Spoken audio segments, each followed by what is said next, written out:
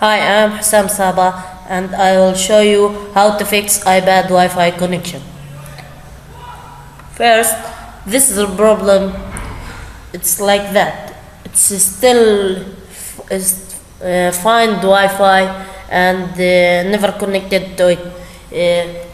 This like this. In this problem, we should know something like IP connection, IP address, and subnet mask and DNS and router. Go to static and put the IP address. Mine is 192.168.1.5. I'll write it.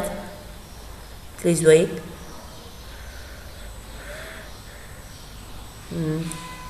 .1.5. Go to subnet mask is 225.225.225.0. Root 192.168.1.1. DNS 217.66.226.8. This is my information.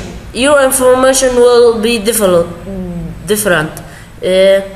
You know it from your DSL service provider. Go out of all settings and go back.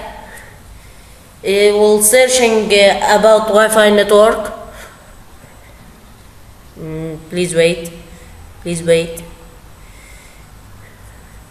And here you see that my iPad is connecting to my Wi-Fi.